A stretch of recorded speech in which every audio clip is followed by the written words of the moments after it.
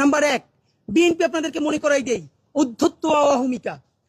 আপনাদের বডি ল্যাঙ্গুয়েজে, আরে ভাই 1 বছর আগে ছিলেন বিলাই, টক শোতে যান নাই, অনলাইনে কানেক্টেড হইছেন, সেখানেও কি যেন নক করছে, বাসা থেকে দৌড়াইতেছেন, মানে এটা তো আমরা মানি। এর মানে আপনারা বিলেই তো ছিলেন। এখন আপনি বাঘ হয়ে উঠছেন, সেই বাঘের কণ্ঠ কার সাথে দেখাইতেছেন? এই দেশের নিরীহ মানুষের সাথে। আওয়ামী লীগ কয়টা ধরে শেষতে পারছেন? কয়টা আওয়ামী লীগের বিরুদ্ধে অ্যাকশনে যাইতে পারছেন? কোটি কোটি টাকা খায় ওই হাজিম সেলিমের লোকে স্টেজে উঠান। অধ্যত্ব আর অহমিকা আপনারা এইবার লাস্ট চান্স, যদি বাদ দিতে না পারেন আপনাদের দেশে আর কোনো রাজনীতি থাকবে না, মানে থাকবে না, মনে রাখেন।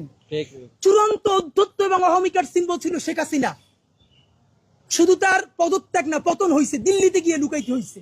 সুতরাং আপনারা তো তার ধারে কাছেও না। সালাউদ্দিন ভাই থেকে শুরু করে অন্যান্যরা সংস্কার কমিশনে যেই গার্ডস নিয়ে, যেই অ্যাটিটিউডে কথা বলেন, আমরা আহত হই। আমরা আপনাদেরকে শ্রদ্ধা করতে চাই। সালাউদ্দিন ভাই, আপনি গুম ছিলেন, বিএনপির কত মানুষের জীবন মেসাকার হয়ে গেছে, তাদেরকে ইন্টারভিউ করে দেখেন। প্রত্যেকটা মানুষ বিএনপির এই আচরণে, যারা বিএনপির জন্য জীবন দিছে, তারা আহত, তারা কাউরে বলতে পারে না। আমাদের অগণিত বিএনপি কর্মীরা ধরে বলে, ভাই আপনারা যেটা বলেন এইটা শতভাগ সত্য, একটা দলের কাঠামোর মধ্যে আছি, বলতে পারতেছি না, কিন্তু এভাবে নেওয়া যায় না। আপনারা কাদেরকে বুদ্ধিজীবী বানাইছেন? তো এই অধ্যত্ব আর অহমিকা থেকে বের হন। নাম্বার 2, আমি মোটেও ভালো মানুষ না, বড়ই খারাপ মানুষ।